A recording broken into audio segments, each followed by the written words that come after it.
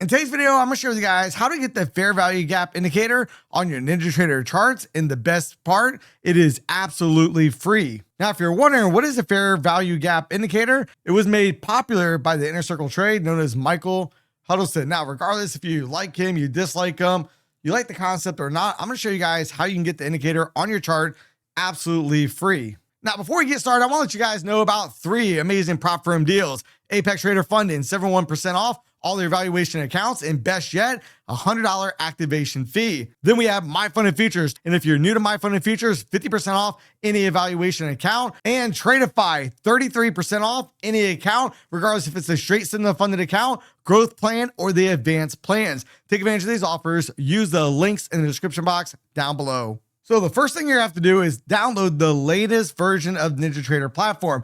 Now, at the time of recording this video, it's going to be 8.1.5.0. And within that release, if we look right down here, you can see the first feature that they have added is going to be the fair value gap indicator. Now, a lot of traders will look for the market to come back into the fair value gap and then try to reverse out of that area. So once you're in the NinjaTrader platform and you've already basically populated a chart, let's go ahead and add the indicator to our chart. We simply right click on the screen right there, click on indicators. Then we're going to scroll right down here to where it says fair value gap. Double click on that. It'll bring it right down to here. Now, there's a couple different things in way we can customize it. We can change the color. We can change the opacity. We can change how long it's extended to, and we can also trade the minimum ticks inside that fair value gap. Now, I do like a little bit larger tick size, at least as I've been looking at this. I've been treating this very similar to a minus development area within the volume profile. I'm going to just put this on the last 6 just so we don't clutter up the chart too much. I'm going to go ahead and add it. Now, one thing to note, notice we had a fair value gap right over here. The market came down, boom, rejected out of that area. We had a fair value gap here. Well, guess what? We actually overshot it.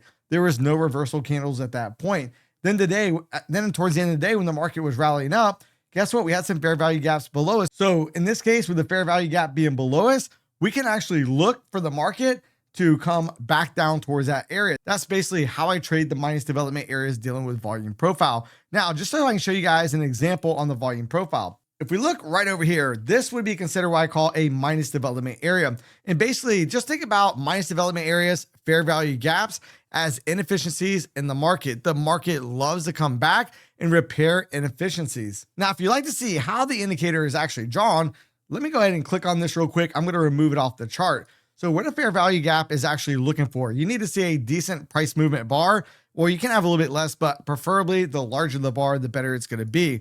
Then what we have to do is we basically got to measure the wick of the candle, the high of the prior candle before the large candle, to the wick or the low of the candle after the large candle. So if we're dealing with an upward movement, we go ahead and we map out the candle right before the large candle, the high of that candle. Then we go ahead and zone out the bottom of the candle after that large bar. Now, if we go look at this fair value gap, since this one's a down candle, grab the low of the prior candle and grab it all the way up to the high of the candle after that large candle.